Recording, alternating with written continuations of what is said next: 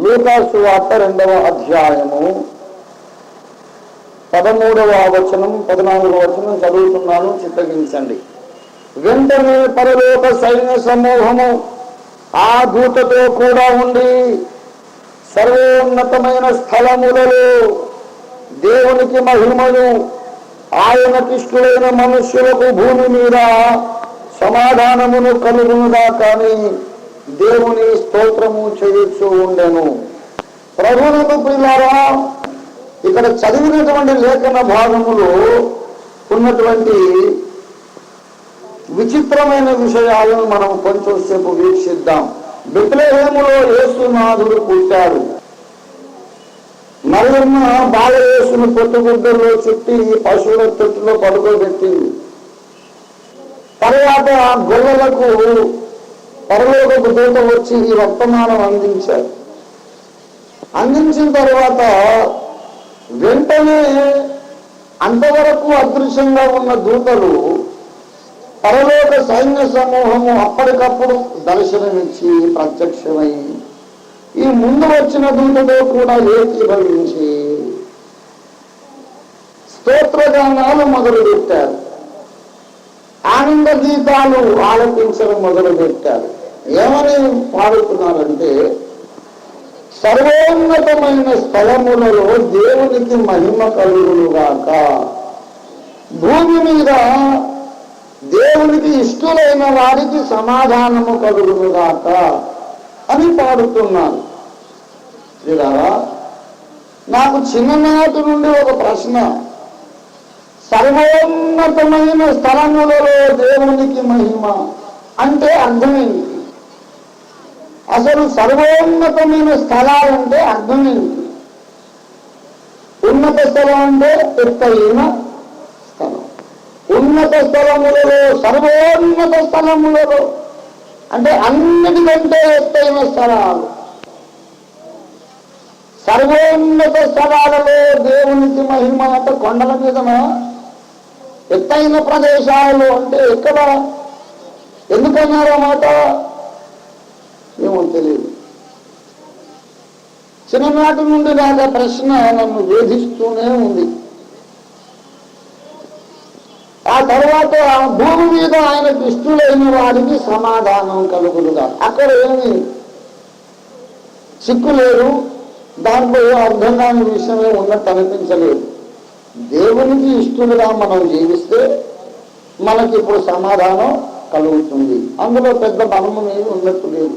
కానీ మొదటి మాటే కాస్త నన్ను బాగా వేధించింది. ఉన్నత స్థలములంటే ఏంటి, ఎత్తైన ప్రదేశాలంటే, ఆ ఎత్తైన ప్రదేశాల్లో దేవునికి మహిమ కలగడం అంటే ఏంటి, ఎందుకు ఇలా రాయాల్సి వచ్చింది, ఎందుకు ఇలా పాడాల్సి వచ్చింది?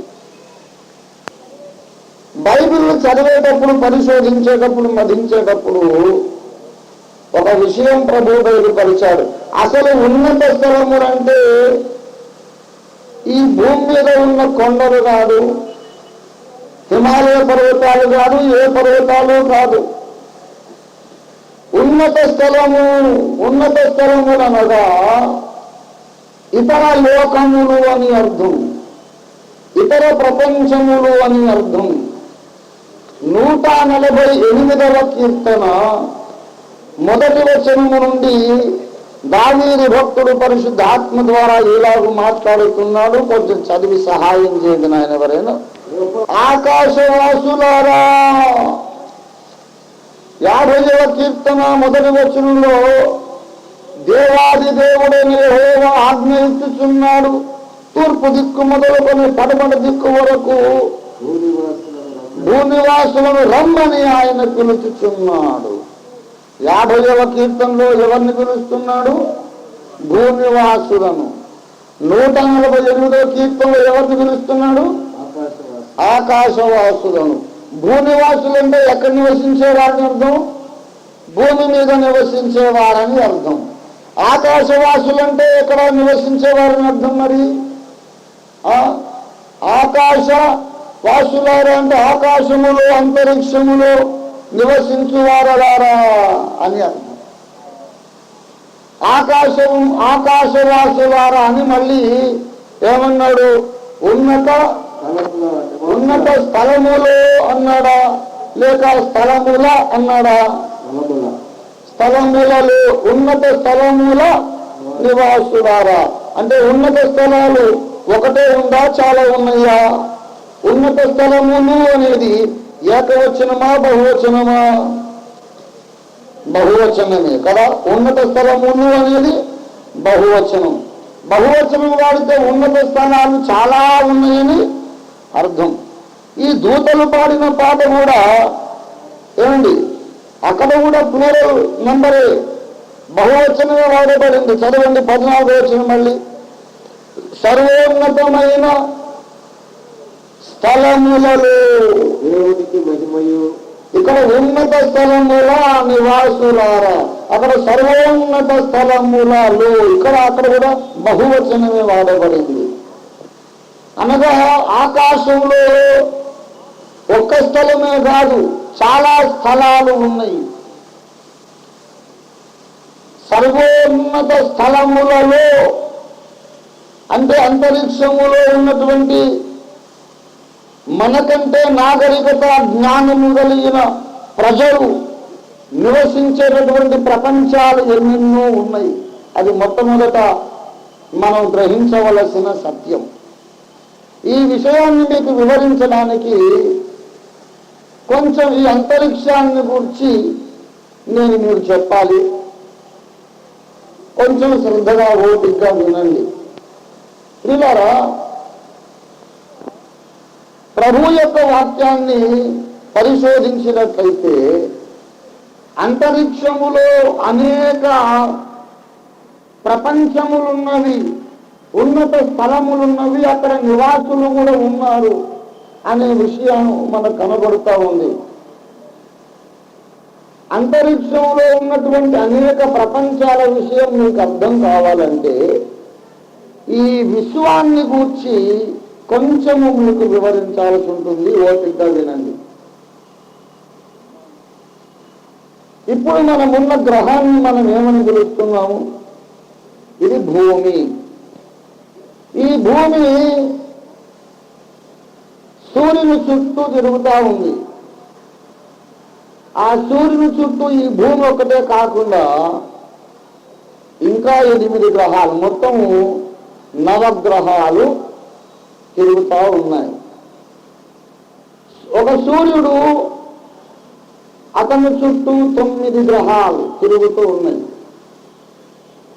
ఈ వ్యవస్థను సోలార్ సిస్టమ్ అంటారు, లేక ఆంధ్ర భాషలో సౌర కుటుంబము అని అంటారు. సోలార్ సిస్టమ్ లేక సౌర కుటుంబం. మన శాస్త్రజ్ఞులు ఓ గొప్ప తప్పు చేస్తున్నారు. కోట్ల కొద్ది రూపాయలు అన్ని ఏట్లో పోసినట్టు నాశనం చేస్తూ ఉన్నారు.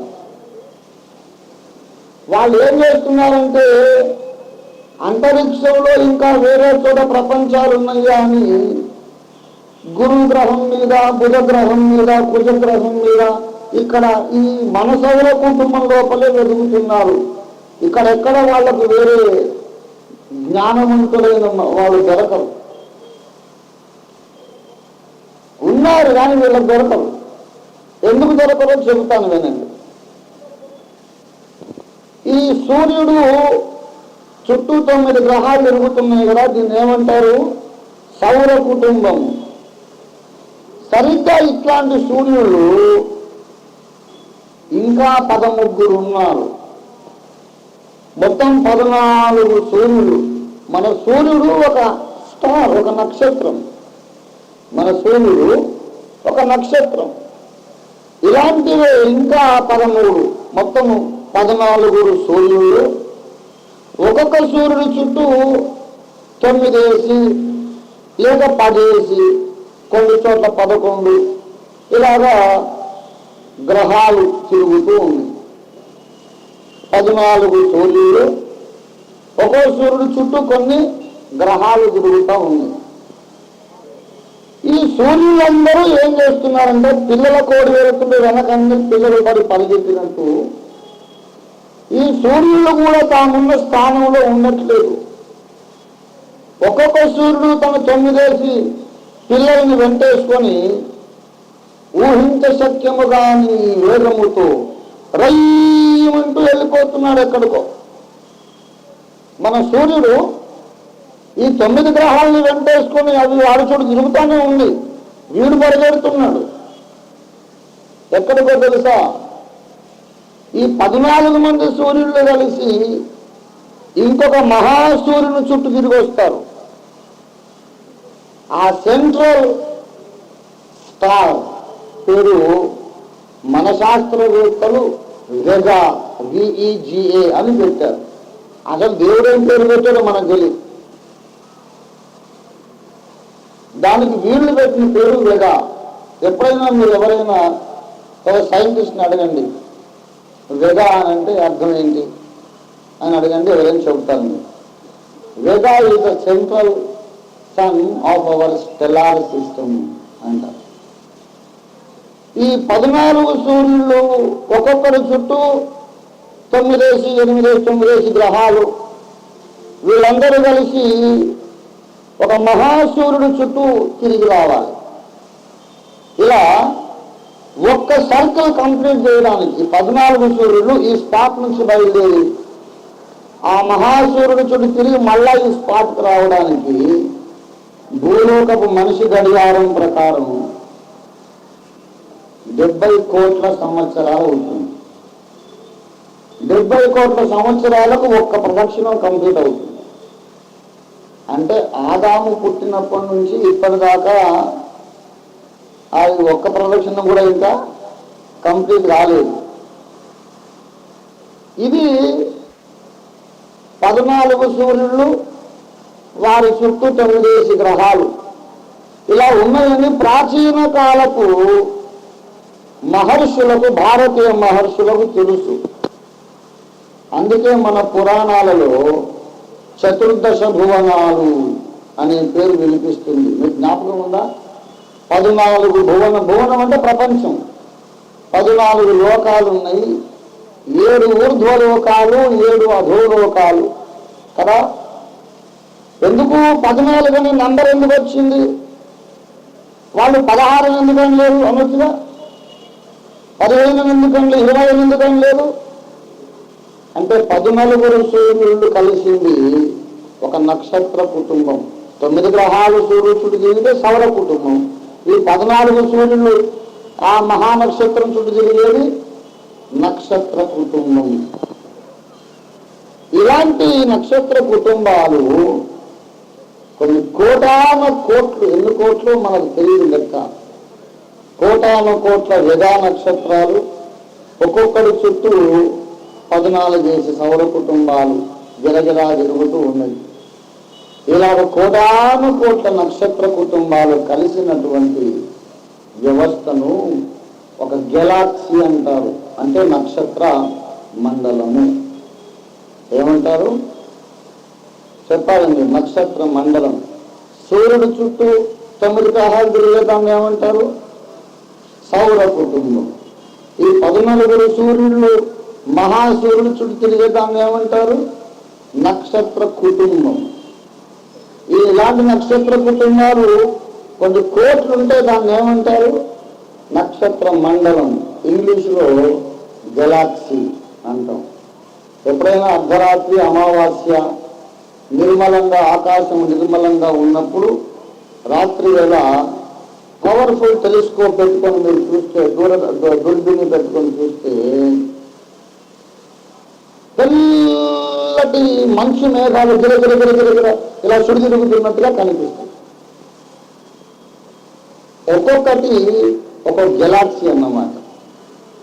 ఆ గిరగిర సుడి తిరుగుతున్నట్టుగా ఉండి తెల్లటి పొగ మేఘం లాంటిది. దాని లోపల కొన్ని కోటాన కోట్ల నక్షత్ర మండలాలు ఉన్నాయి. ఒక్కొక్క నక్షత్ర మండలంలో ఎన్నెన్నో నక్షత్ర కుటుంబాలు. ఒక్కొక్క నక్షత్ర కుటుంబంలో 14 సూర్య కుటుంబాలు. ఒక్కొక్క సూర్య కుటుంబంలో 9 గ్రహాలు. ఇలాంటివన్నీ కలిసి ఆ మహాధూళి మేఘం తయారైంది. దాన్ని ఏమంటారంటే గెలాక్సీ. తెలుగులో నక్షత్ర మండలం. నక్షత్ర మండలాలు అనేక కోట్లు కలిస్తే ఒక పాల పుంత మిల్కీ వే అంట. పుంత అంటే దారి, పుంత అంటే దారి. పాల పుంత అని ఎందుకన్నారంటే, ఇప్పుడు తార్ రోడ్డు వేస్తే నల్లగా రోడ్డు గీత గీసినట్టు వెడల్పుగా ఉంటుంది కదా, ఆకాశంలో అక్కడక్కడ తెల్లటి గీత ప్యాచ్ చేసినట్టులాగా అక్కడక్కడ కనిపిస్తాయి. అది మీరు నక్షత్ర వేధశాలకు పరిశోధకుల దగ్గరికి వెళ్తే అక్కడ వాళ్ళు చూపిస్తారు కూడా. మీకు ఈ తెల్లటి పెయింట్ బ్రష్ ముంచి బ్లాక్ బోర్డ్ మీద అలా ఓ గీత, ఇలా ఓ గీత, అలా ఓ గీత గీసినట్టు అక్కడక్కడ కొన్ని చారలుగా కనిపిస్తాయి. వాటిని తెల్లగా ఉండి ఒక రోడ్డు వేసినట్టు కనిపిస్తుంది కనుక పాలపుంత అన్నారు. ఒక్కొక్క పాలపుంతలో ఈ గెలాక్సీలు కొన్ని కోట్లు ఉంటాయి. కొన్ని కోట్ల నక్షత్ర కుటుంబాలు కలిస్తే ఒక గెలాక్సీ, కొన్ని కోట్ల గెలాక్సీలు కలిస్తే ఒక పాలపుంత. ఇలాంటి పాలపుంతలే కొన్ని కోట్లు ఉన్నాయి. ఇన్ని కోట్ల పాలపుంతలలో ఒక్కొక్క దాంట్లో కోటాను నక్షత్ర మండలాలు, ఒక్కొక్క నక్షత్ర మండలంలో కోటాను నక్షత్ర కుటుంబాలు, ఒక్కో నక్షత్ర కుటుంబంలో 14 సౌర కుటుంబాలు. అందులో ఒక సౌర కుటుంబములో ఈ చిన్న మట్టి గడ్డ మీద నువ్వు నేను ఉన్నావు. మరి ఆ మిగిలిన కోట్ల గెలాక్సీలన్నీ దేవుడు వ్యర్థంగానే చేశాడా? దేవుడు ఏది వ్యర్థంగా చేయడు కదా. చేస్తే చేశాడండి. 147వ కీర్తనలో మాట అంటాడు, నక్షత్రముల సంఖ్యను ఆయనే నియమించి ఉన్నాడు, వాటికన్నిటికీ పేరును పెట్టుతున్నాడు. నక్షత్రాల సంఖ్యను దేవుడే నియమించాడు. నక్షత్రాల సంఖ్య ఎంత అంటే ఇప్పటిదాకా ఎవరికి తెలియదండి.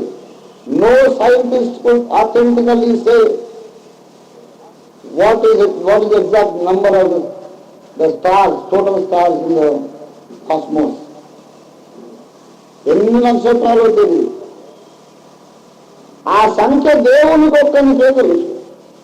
అంతేకాదు వాటికి అన్నిటికీ ఏం చేస్తున్నాడు ఆయన? 4వ వచనం చూడండి. వాటికి అన్నిటికా కొన్నిటికా, వాటికి అన్నిటికీ పేర్లు. ఎందుకు నక్షత్రాలకు పేర్లు? ఆలోచిస్తున్నారా? నక్షత్రాలకు దేవుడు ఏం చేశాడంట?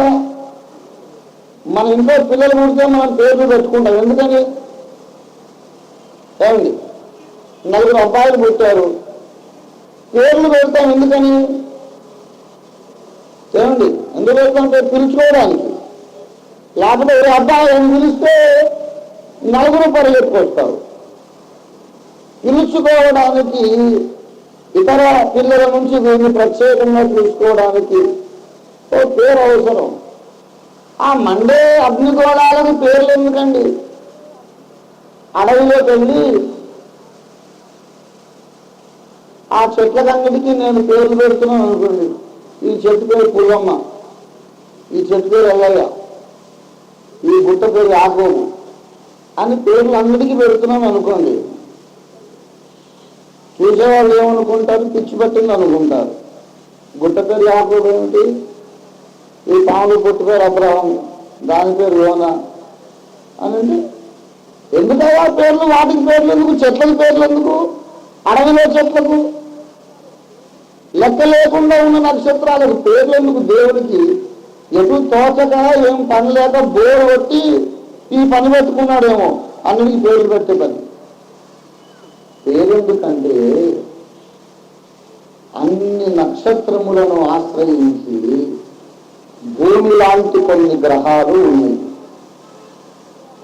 సూర్యుడు చుట్టూ తిరిగే 9 గ్రహాలలో ఒక గ్రహం మీద ప్రాణులు ఉన్నారా? మనం ఉన్నాం కదా. అలాగే ప్రక్క సూర్యుడు చుట్టూ కూడా తిరిగే కొన్ని గ్రహాలలో ఒక భూమి ఉంటుంది, నివాసయోగ్యమైనది. దేవుని సిస్టమ్ ఏంటంటే, దేవుడు ఏర్పరిచిన వ్యవస్థ ఏంటంటే, ఒక సూర్యుడు చుట్టూ తిరిగే గ్రహాలలో ఒకదాని మీద ప్రాణులు ఉండాలి. మిగతా గ్రహాలు ఈ ప్రాణుల జీవిత స్థితిగతులను శాసిస్తూ ఉండాలి. That is God governmental system. ఒక గ్రహం మీదనే ప్రాణులు, మిగతా గ్రహాల ప్రభావం వాటి మీద పడుతూ ఉంటుంది. ఇదొక సౌర కుటుంబం. మన పిచ్చోళ్ళు ఏం చేస్తున్నారంటే, ఇందులోనే ఇంకో గ్రహం మీద ప్రాణులు ఉంటారని వెతుకుతున్నారు. ఇప్పటికే లక్షల కోట్ల రూపాయలు దండలైపోయింది. నీకు మనుషులు దొరుకుతారు వేరే వేరే గ్రహం మీద. ఎక్కడంటే నెక్స్ట్ సోలార్ సిస్టమ్ దగ్గరికి వెళ్ళాలి. మన సూర్యుడు చుట్టూ 9 గ్రహాల్లో ఒక భూమి ఉందా, పక్క సూర్యుడి దగ్గర ఉన్న గ్రహాల్లో వెళ్తుంది, అక్కడ ఉంటుంది. ఇప్పుడు నేనున్నాను, నా తలలో ఒక మెదడు ఉంది. నా తలలో మెదడు ఉంది కదా, ఉందా లేదా? అనుమానంగా చూస్తారు ఏంటండి? నా తలలో మెదడు ఉందా లేదా? ఉంది. మీకు ఎలా తెలుసు? మీరు చూసారా? ఏమో లేకపోవచ్చు. ఉందంటారా లేదంటారా? తప్పకుండా ఉంది. ఎలా తెలుసు మీకు? అంటే ఒక మానవుడికి తల లోపల పసుపచ్చ రంగులో గుజ్జు కాస్తుంటుంది మెదడు అని ఎవడో ఒక సైంటిస్ట్ కనిపెట్టాడు. ఎలా కనిపెట్టాడు? ఎవడో చచ్చిపోయిన వాడు తల కపాలు ఓపెన్ చేసి చూశాడు. ఓ వీడు మనిషి, వీడి తలలో ఈ గుజ్జుంది కనుక మనుషులందరూ ఒకే జాతి కనుక అందరి తలకాయల్లో గుజ్జు ఉంటుంది. ఇదే మెదడు ఇంకో మనిషికి, ఆ మనిషి అందరికీ ఉంటుంది. మనుషులందరికీ తలలోని మెదడు ఉంటుందా, లేకుంటే కొంతమందికి మోకాళ్ళలో ఉంటుందా, కొంతమందికి మడమల్లో ఉంటుందా? అందరికీ తలలోనే ఉంటుంది. కొంతమందిని తిట్టాలంటే కోపం వస్తే వాడికి మోకాళ్ళలో ఉందండి మెదడని తిడతాం. కానీ నిజానికి ఎక్కడ ఉంటుంది? తలలోనే మెదడు. ప్రతి మనిషిలోనూ ఒకే అరేంజ్మెంట్, అవయవాల నిర్మాణం ఎలా ఉందో ఈ సోలార్ సిస్టమ్స్ అన్నిటిలోనూ ఒకే రకమైన అరేంజ్మెంట్ ఉంది. ప్రక్క సోలార్ సిస్టమ్కి పోతే అక్కడ ఒక భూమి ఉంటుంది. అలాగా ఈ 14 సూర్యులలోనూ చుట్టూ తిరిగే గ్రహాల్లో 14 భూములు ఉన్నాయి. అందుకే చతుర్దశ భువనాలు అన్నారు. ఇది మన నక్షత్ర కుటుంబం కథే. ఇక మిగతా విశాల విశ్వం సంగతి అప్పుడు మహర్షులకు అందలేదు. ఈ ప్రతి గ్రహంలోనూ, ప్రతి నివాసయోగ్యమైన గ్రహంలోనూ దేవుడు లెక్కలేనన్ని ప్రపంచాలను సృష్టించాడు. అందుకే హెబ్రీ పత్రిక 1వ అధ్యాయం 2వ వచనంలో, పూర్వకాలం ముందు నానా సమయంలో నానా విధములుగా మన పితరులతో మాట్లాడిన దేవుడు ఈ దినములంత మంది తన కుమారుని ద్వారా మనతో మాట్లాడను. ఆయన ఆ కుమారుని సమస్తములకు వారసులుగా నియమించను. ఆయన ఆ కుమారుని ద్వారా ప్రపంచములను నిర్మించను. He made the world through his son. దేవుని కుమారుని ద్వారా ప్రపంచములను అని బహువచనం వాడాడు. అలాగే హెబ్రీ పత్రిక 11వ అధ్యాయం 3వ వచనంలో కూడా చూస్తే ప్రపంచములు దేవుని వాక్యము వలన నిర్మాణమైనవని ఎరుగుతుంది. ప్రపంచము కాదు, దేవుని వాక్యము వలన ఏమి నిర్మాణమైనది? ప్రపంచములు నిర్మాణమైనవి. లు అంటే మళ్ళీ బహువచనం. ఇది ఒక్కటే కాదండి, చాలా లోకాలు ఉన్నాయి. అయితే ఇక్కడ నుండి అక్కడికి వీడు వెళ్ళలేడు. దేవుడే మనుషులు తమ నివాస స్థలమును వీడి ఇతర లోకాలకు వెళ్ళే ప్రయత్నం చేస్తారని తెలిసి వెళ్ళలేకుండా దేవుడు పొలిమేర సృష్టించాడట. 115వ కీర్తన 115వ కీర్తన 16వ వచనం చూడండి దయచేసి. ఆకాశములు యెహోవా వశము, ఆకాశములు యెహోవా వశము, భూమిని ఆయన నరులకిచ్చి ఉన్నాడు. భూమిని ఆయన నరులకిచ్చి ఉన్నాడు. భూమిని మాత్రమే నరులకిచ్చాడు. ఆకాశం జోలి మీరు వెళ్ళబాకండి అని చెప్పేశాడు ముందే. వీళ్ళు అనవసరంగా ఈ అంతరిక్షంలో బుద్ధిజీవులు ఉన్నారని వెళితే వందల కోట్ల డాలర్లన్నీ వేస్ట్. వీళ్ళు ఎప్పటికీ ఆ లోకానికి వెళ్ళరు. ఎందుకంటే మానవుడు ఇంకో లోకానికి వెళ్లకుండా దేవుడు ఒక పొలిమేర నిర్మించాడు. అపొస్తలుల కార్యాలు 17:27 చూడండి. వారి నివాస స్థలమునకు దేవుడు పొలిమేరలను నిర్ణయించాను. సరిహద్దులు, మానవుడా నీ నివాస స్థలము ఇది, ఇంతకు మించి నువ్వు దాటి రావద్దు అని పొలిమేర పెట్టాడు. భారతదేశంలో ఉన్న పౌరుడు దేశం లోపల ఎంతైనా తిరగచ్చు, కానీ పొలిమేర దాటి వెళ్ళాలంటే మాత్రం పర్మిషన్ కావాలి. మన దేశం పర్మిషన్ ఇవ్వాలి, అవతల దేశం పర్మిషన్ ఇవ్వాలి. అలాగే మానవుల నివాస స్థలం ఈ భూమిని పొలిమేర దాటిపోవద్దు అన్నాడు. వీరు పొలిమేర దాటకుండా దేవుడు ఏం చేశాడు తెలుసా? ఒక విచిత్రమైన భౌతిక శాస్త్ర సూత్రము నియమించాడు. ఈ నక్షత్ర మండలాలు ఒకదానికొకటి చాలా దూరం ఉన్నాయి. ఎన్ని మైళ్ళు తెలుసా? మైళ్ళ లెక్కలో చెబితే ఇక్కడ ఒకటి గీసి సున్నాలు అంతు లేకుండా హైదరాబాద్ దాకా పెట్టుకోపోవాల్సి వస్తుంది. అన్ని మైళ్ళు. ఈ సున్నాలు గీసి హైదరాబాద్ చేరుకుంటాం. అంతంత దూరాలు.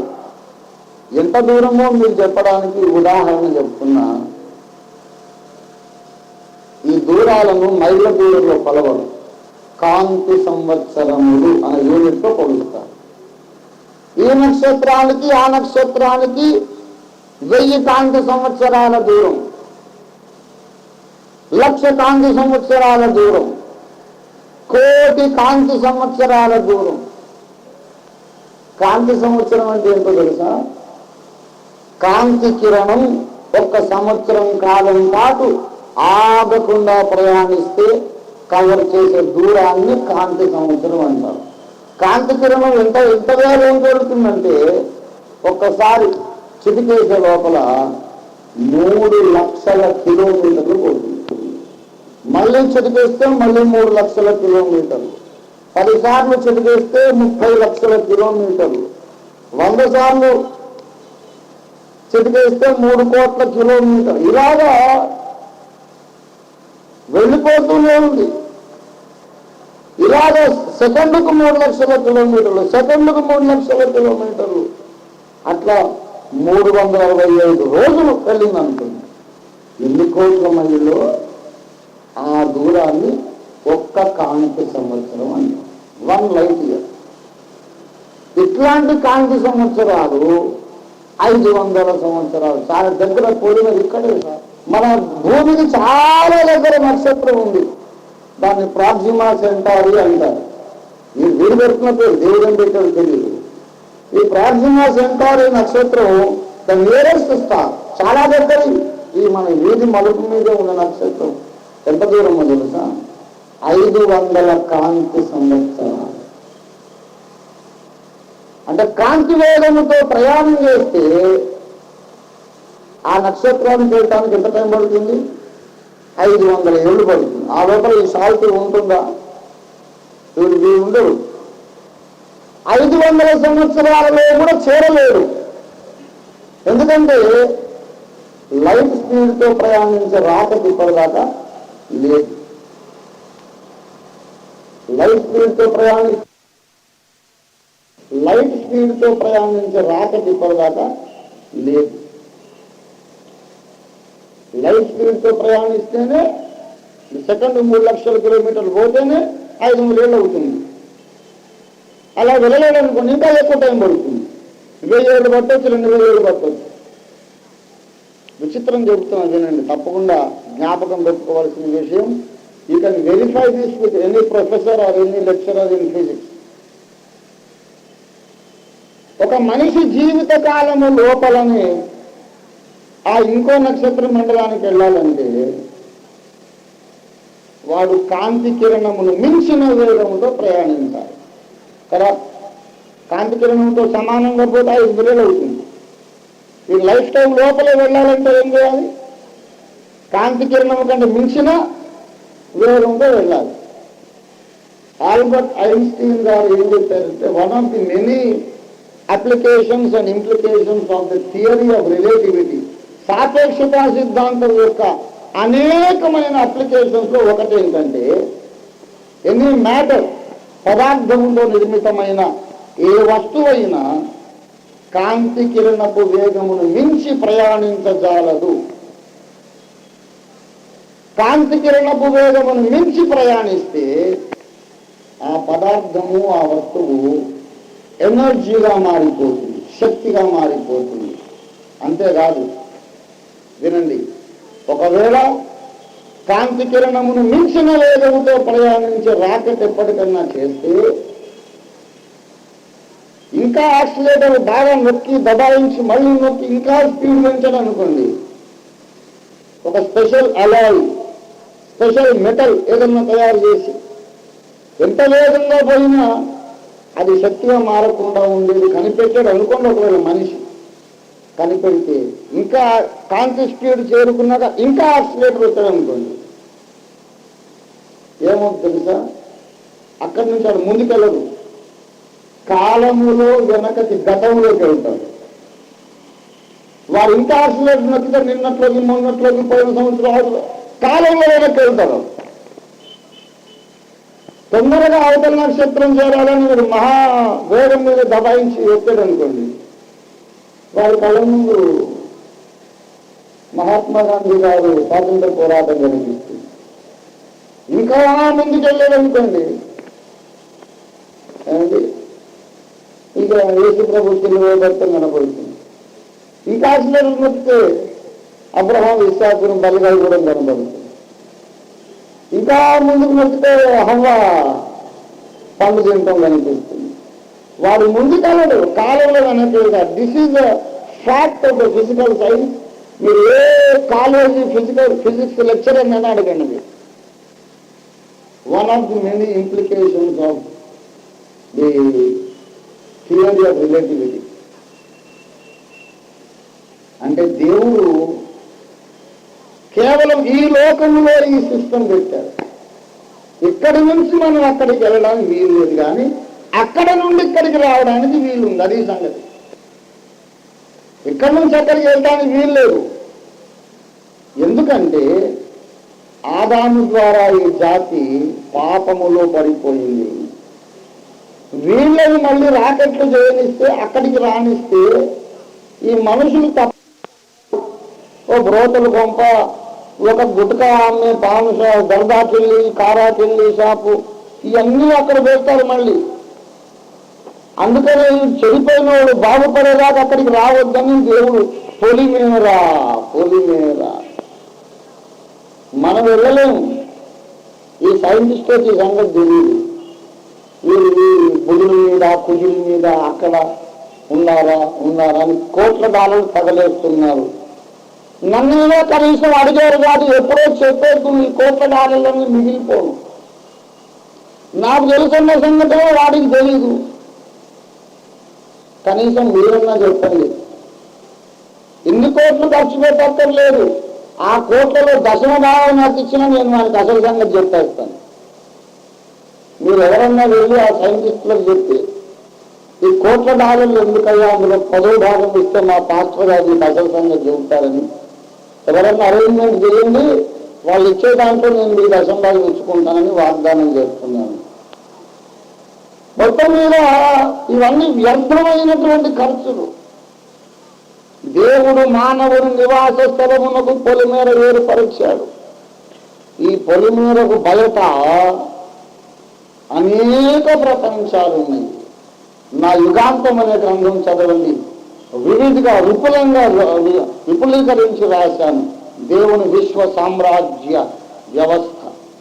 Please read my book Yugantham. అందులో మీకు అన్ని సంగతులు తెలియదు. ఇప్పుడే రిలీజ్ వచ్చింది అది 4th ఎడిషన్. ఇలారా ఇంతకు ఆ లెక్కలేనన్ని ప్రపంచాలు మన భూలోకము కంటే చాలా ముందే ఉన్నాయి. మన భూలోకము కంటే చాలా ముందే ఉన్నాయి అని మనకు ఎలా తెలుసు? భూలోకము కంటే చాలా ముందే ఉన్నాయని మనకు ఎలా తెలుసు అంటే, చూడండి, యోగు గ్రంథము 38వ అధ్యాయం 7వ వచనంలో దేవుడు యోగుతో మాట్లాడుతూ సుడిగాలిలో ప్రత్యక్షమై ఒక ప్రశ్న అడిగాడు. ఏమని? కూడి పాడినప్పుడు, ఉదయ నక్షత్రములు ఏకముగా కూడి పాడినప్పుడు దేవతలందరూ ఆనందించి జయ ధ్వనులు చేసినప్పుడు, జయ జయ ధ్వనులు చేసినప్పుడు దాని మూలరాత్రి వేసిన వాడెవడు? దాని మూలరాతిని వేసిన వాడెవడు? ప్రియులారా, నేను భూమికి పునాది వేసినప్పుడు నీవెక్కడ ఉంటివి అని యోగులు ప్రశ్నిస్తూ దేవుడు ఏమంటున్నాడంటే, నేను భూమికి మూలరాతిని వేసినప్పుడు, భూమికి పునాది వేసినప్పుడు, ఫుట్ నోట్ ప్రకారం దేవదూతలు కాదు, దైవ కుమారులు, all the sons of God, దైవ కుమారులందరూ వచ్చి జయధ్వనులు చేసినప్పుడు నేను భూమికి మూలరాయి వేశాను. ఇప్పుడు ఇల్లు శంకుస్థాపన చేసాం, మూలరాయి వేసామంటే ఇల్లు అక్కడ ఉందా లేదా? ఇవాళే శంకుస్థాపన అయిందండి. ఇల్లు ఉన్నట్టా లేనట్టా? లేదు, ఇల్లు లేదన్నమాట. ఇల్లు నిర్మాణం మొదలైంది, కానీ నువ్వు వెళ్ళి చూస్తే అక్కడ ఇల్లు ఉంటుందా? దేవుడు భూమికి మూలరాయిని వేశాడు, పునాది వేస్తున్నాడంటే ఇంకా భూగ్రహం అనేది ఇంకా నిర్మాణం కాలేదు. భూగ్రహం అనేది నిర్మాణం కాకముందే, నిర్మాణం తొలి దశలోనే దేవుడి భూమిని నిర్మిస్తున్నాడని సంబరపడి సంకలు గుద్దుకొని చప్పట్లు కొట్టి నాట్యం ఆడి మామూలు పాటలు కాదు, జయ గీతాలు పాడారన్న. జయ జయ గీతములు, జయము జయము జయము జయం అని జయ గీతాలు పాడారంట దైవ కుమారులు. అంటే ఈ భూమి నిర్మాణము కావడానికి చాలా ముందే ఏముంది చెప్పండి? దైవ కుమారులు ఉన్నారు, వాళ్ళ నివాస స్థలాలు. అందుకే నిన్న చెప్పాను, ఇశ్రాయేలు మీద రాజుగా నియమించడానికి దేవునికి కావలసిన వాడెవరు అంటే యెషై కుమారులలో కడసారి వాడు, ఆఖరణ పుట్టినవాడు. దానికి అర్థం ఏంటంటే, దేవునికి ఇష్టమైనటువంటి పట్టపురాణి ఈ భూలోకములో నుంచే దొరుకుతుంది. ఈ భూలోకము దావీదు వలె ఆఖరణ పుట్టిన కడసారి ప్రపంచం. మిగతా ప్రపంచాలు మనకంటే కోట్ల ఏళ్ళ ముందు నుంచి ఉన్నాయి. ఆ సైన్స్ సూపర్ అడ్వాన్స్డ్ సైన్స్ అది. ఇక్కడి నుంచి రథాలు వెళితేనేమో అవి కాంతి వేగాన్ని అందుకోలేవు, కాంతి వేగంలో సగం కూడా అందుకోలేవు, 10వ భాగం కూడా అందుకోలేవు. ఒకవేళ అందుకుంటే ఎనర్జీ అయిపోతుంది అంటే ఆ మనిషి ఉండడు, వాళ్ళ రూపురేఖలు ఉండవు, ఇది ఉండదు, మొత్తం ఎనర్జీ కింద మారిపోయి కాస్మిక్ డస్ట్ కిందకి వెళ్ళిపోతారు, కాస్మిక్ ఎనర్జీలో కలిసిపోతారు. కానీ ఏలియాను తీసుకెళ్ళడానికి అక్కడి నుంచి అగ్ని గుర్రములు, అగ్ని రథములు వచ్చాయి. మరి అదేం మెటలో మరి తెలియదు. I call this journey through dimensions. ఇప్పుడు చెప్పడానికి వీలు లేదు, కానీ తర్వాత ఎప్పుడైనా చెప్తాను. అది చాలా ఎక్కడో హిమాలయన్ పీక్ మీద ఉన్నటువంటి లెసన్. అది వేరు వేరు డైమెన్షన్స్ లో కూడా వెళ్తాయి ఆ గుర్రాలు. Very special subject. ఏదైనా దేవుని దగ్గర టెక్నాలజీ ఉందండి. మామూలు పదార్థ నిర్మిత రాకెట్ల మీద వెళితే కోట్ల ఏళ్ళైనా చేరలేని ఆ దూరాన్ని కనురెప్పపాటులో మనల్ని చేరుస్తాడు. యేసు వచ్చినప్పుడు రెండవ రాకడలో యేసునందు రక్షణ పొందిన భక్తులందరినీ నిమిషములో ఒక రెప్పపాటున ఆకాశ మహాకాశాలు దాటించి తండ్రి ఇంటికి తీసుకు తీసుకెళ్తాడు. దేవుని స్తోత్రం కలిగిన దాకా. హల్లెలూయా, హల్లెలూయా. ఎలా చేస్తున్నాడు? అది హెవెన్లీ సైన్స్. అది మనమేమో రాకెట్లు చేసాము, విమానాలు చేసాము, చంద్రమండలానికి వెళ్ళొచ్చాం. కాబట్టి దేవుడు లేడు, నేనే దేవుణ్ణి అని మనుషులు గర్విస్తున్నారు.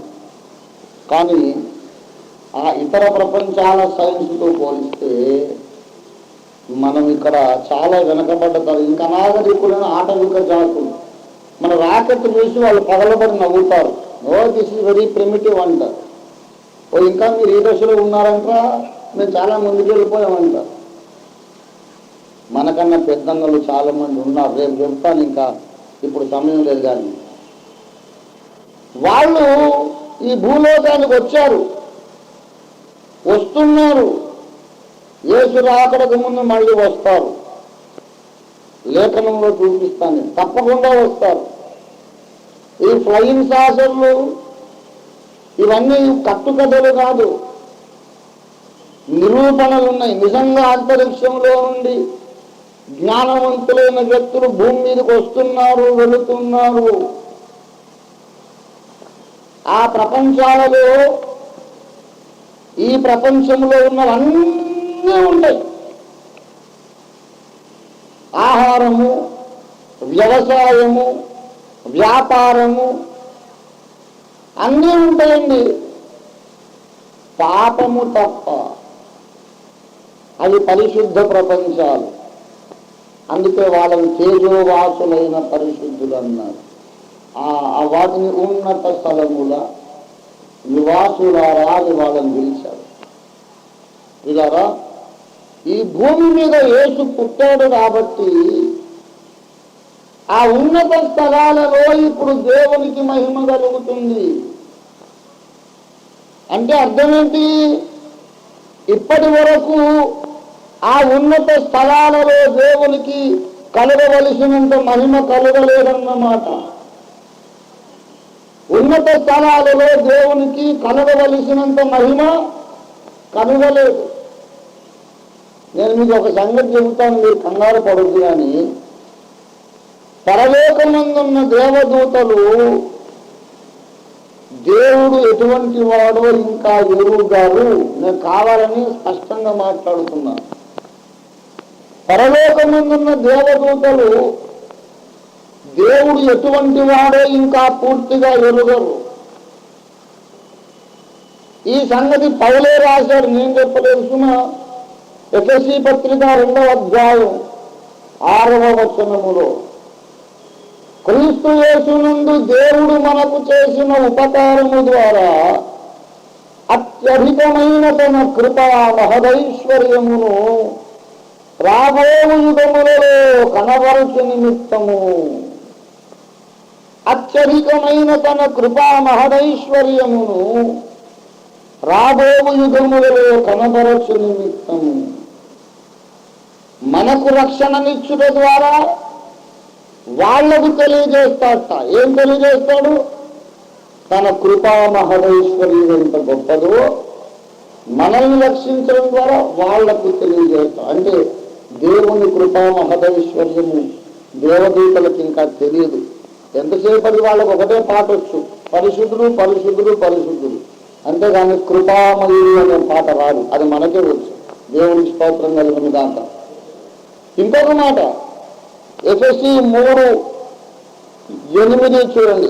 దేవుడు మన ప్రభు అయిన క్రీస్తు యేసునందు చేసిన నిత్య సంకల్పము చొప్పున పరలోకములో ప్రధానులకును అధికారులకును సంఘము ద్వారా తన యొక్క నానా విధమైన జ్ఞానము ఇప్పుడు తెలియబడవలనని ఉద్దేశించి. ఆ వచనాన్ని చూస్తూ నాకు జవాబు చెప్పండి. కొన్ని ప్రశ్నలు అడుగుతాను. ఎవరికి తెలియబడవలెనని? పరలోకములో ప్రధానులకు అధికారులకు తెలియబడవలెనని. ఏ విషయం తెలియబడవలెనని? దేవుని నానా విధమైన జ్ఞానము తెలియబడవలెనని. ఎప్పుడు తెలియబడవలెనని? ఇప్పుడు తెలియబడవలెనని. ఎవరి ద్వారా తెలియబడవలను? సంఘము ద్వారా. అంటే ఇన్నేళ్ళు ఇన్ని యుగాలు వాడికి ఏం తెలియదు అన్నమాట. దేవుని నానావిధ జ్ఞానము తెలియదు, దేవుని అనంత కృపా మహదైశ్వర్యము. వాళ్లకు దేవుడు ఎంత కృపామయుడో తెలియజెప్పాలంటే, దేవుడు ఎంత జ్ఞానవంతుడో తెలియజెప్పాలంటే భూమి మీద సంఘం ఉండాలి. సంఘం ఉండాలంటే మూలరాయిగా క్రీస్తు ఉండాలి. అందుకే క్రీస్తు పుట్టినప్పుడు దేవదూతలు ఆనంద గీతాలు పాడారు. దేవుడికి స్తోత్రం కలుగునుగాక. సర్వోన్నత స్థలాలలో అసలు దేవుడు అంటే ఏమిటో ఇప్పుడు అర్థమవుతుంది. కోట్ల సంవత్సరాలు మేము అక్కడ ఉన్నాం, కానీ మాకు దేవుని తత్వం బోధపడలేదు. ఈయన పుట్టాడు, ఈయన రక్తం ద్వారా కొంతమంది విమోచింపబడతారు. వాళ్ళ ద్వారా ఆ లోకాలలోని జీవులందరికీ దేవుని వ్యక్తిత్వంలోని అందచందాలు, సౌందర్యం, కృపా మహదైశ్వర్యం, దేవుని నానా విధమైన జ్ఞానం అర్థమవుతుంది.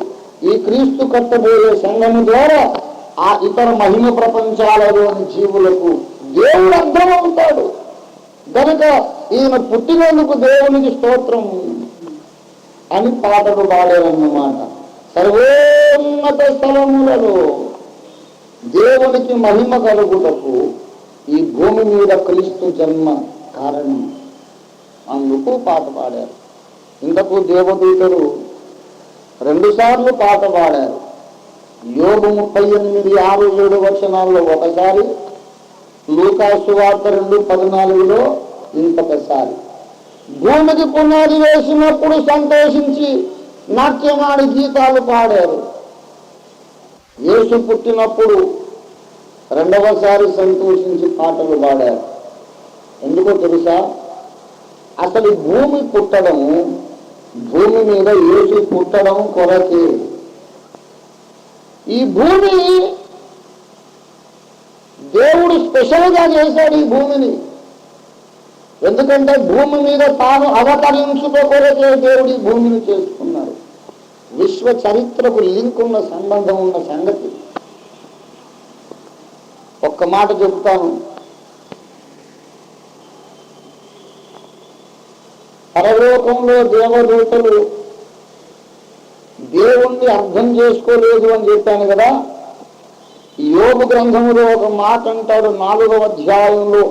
ఈ కారణాన్ని బట్టి దేవుడు తన సేవకులను నమ్ముట లేదు. 4:18 చూడండి. దేవుడు తన సేవకులను నమ్ముట లేదు. దూతల యందు లోపములు కనుగొనుచున్నాడు. దూతల యందు లోపములు బాగా వినండి. ఈ లోపములున్నవి కనుక దేవదూతలైనా దేవునితో సంపూర్ణ సమాధానం కలిగి లేరు. చాలా మందికి తెలియదు ఈ విషయం. దేవుడు అనుకున్నాడు అసలు భూమి లేదు, ఆదాము లేదు, అసలు ఈ జాతి లేదు, ఈ ప్రపంచమే లేదు. ఆ వెనకటి కాలంలో, కోట్ల యుగాల వెనకట దేవుడు అక్కడెక్కడో సమీపించడానికి తేజస్సులో ఉన్నాడు. కలుగునుగాక అన్నాడు. కోట్లాది నక్షత్ర మండలాలు నివాసయోగ్యమైన భూములు వచ్చేసి వాటి మీద కలుగునుగాక అంటే మళ్ళీ కోట్ల మంది కుమారులు పుట్టుకొచ్చారు. సడన్ గా పుట్టుకొచ్చి ఏంటి నేను ఎవరిని, ఎక్కడి నుంచి వచ్చాను అని పక్కన అడిగాడు. నేను అదే చూస్తున్నాను రా, నేను ఇప్పుడే వచ్చాను, నేను ఎవరిని నీకు తెలుసా, నీకు తెలుసా? ఎవరు చెప్పలేదు. అందులో వాడు అన్నాడు, అదేంటో అక్కడ దూరంగా తేజో మండలం జరుగుతుంది, ఏంటది, అక్కడికి వెళ్దాం కదా అని అందరూ మూకుమ్మడిగా ఆ మండలం దగ్గరికి వెళ్ళారు. అది షాక్ కొట్టి జాడించి కొట్టి ఒక ఇన్సూరెన్స్ అవతల పడ్డారు. ఇదేంటి అందులో తెలియకపోతున్నాం, మనం ఎవరము? లోపల నుంచి కంఠధ్వని వినిపించింది, కుమారులారా నేను మీ తండ్రిని, మిమ్మల్ని పుట్టించిన వాడను లేని. అయితే మరి నీ దగ్గరికి ఎందుకు రాలేకపోతున్నావు? మీలో కూడా లోపములున్నది, మీరు నాతో సమాధాన పడాలి. ఎట్లా సమాధాన పడాలి? రక్తము ద్వారా సమాధాన పడాలి. రక్తమా? అదెలా ఉంటుంది? దేవదూతల శరీరాలు పొడిస్తే రక్తం రాదు. రక్తం అదెలా ఉంటుంది?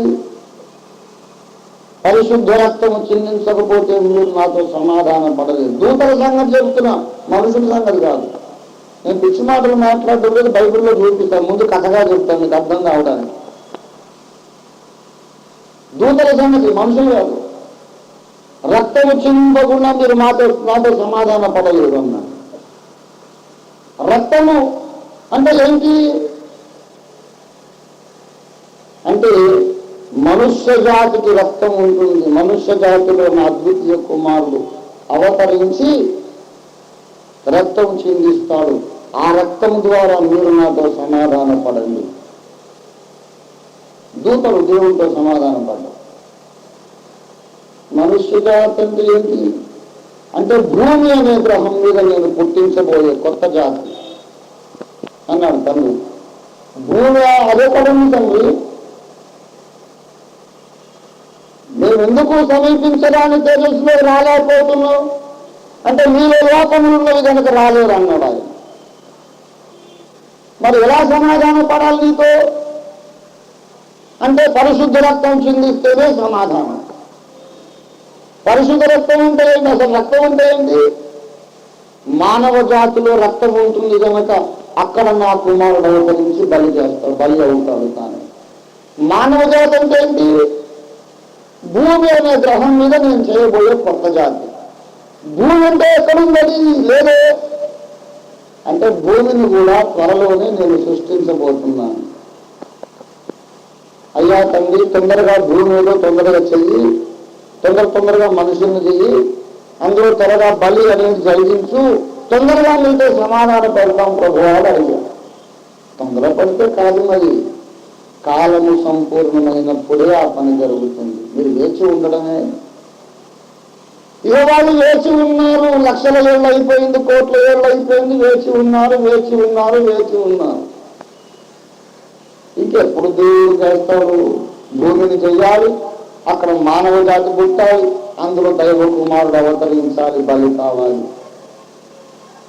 వెయిట్ చేసి కొన్ని కోట్ల ఏళ్ళు వెయిట్ చేశాక ఒకరోజు దేవుడు అనౌన్స్ చేశాడు, ఫలానా ముహూర్తాన ఫలానా సమయాన భూమి అనే కొత్త గ్రహాన్ని చేయబోతున్నాను. శంకుస్థాపన కార్యక్రమానికి దైవ కుమారులందరూ తల్లిదండ్రులు. అందుకే ఒక్క లోకంలో ఒక్కరు మిగలకుండా అందరూ పరిగెత్తుకొచ్చారు. అక్కడ చూడండి, దైవ కుమారులందరూ అనే మాట ఉంటుంది. యోగ గ్రంథము 38లో all the sons of God, ఒక్కడు తప్పకుండా మొత్తం అందరూ వచ్చారు. వచ్చి జయమని పాడారు. కారణం ఏంటంటే ఎన్నాళ్ళ నుండో ఎదురు చూస్తున్న కార్యక్రమం ఇప్పుడు జరిగింది. కొలసి 1:19 ఆయన యందు సర్వ సంపూర్ణత నివసింపవలెననియు ఆయన శిలువ రక్తము చేత సంధి చేసి ఆయన ద్వారా సమస్తమును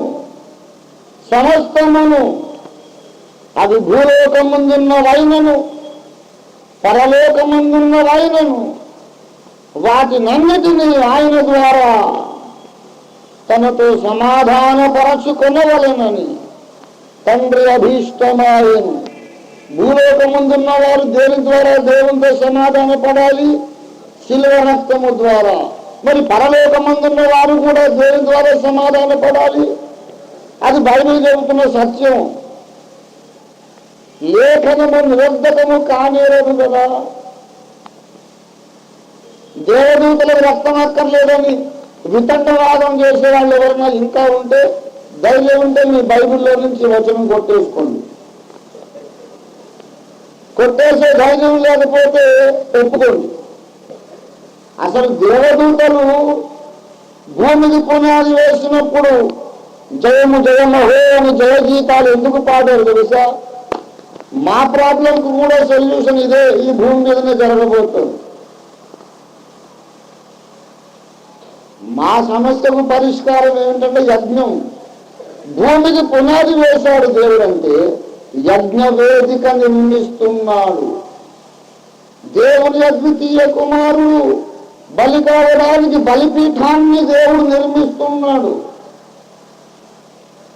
భూమికి పునాది వేస్తున్నాడంటే బలిపీఠానికి పునాది వేస్తున్నాడు. దీని మీద దైవ కుమారుడు బలి కాబోచున్నాడు. బలి కావడానికి ఏనాడో నియమించబడ్డాడు. ఆదాము పాపం చేయకముందే యేసునాథుడు బలి కావడానికి నియమించబడ్డాడండి. మొదటి పేతురు మొదటి అధ్యాయము దయచేసి 19-20 వచనాలు చదువుతున్నాను, చిత్తగించండి. మొదటి పేతురు 1:19-20 చూస్తున్నారా?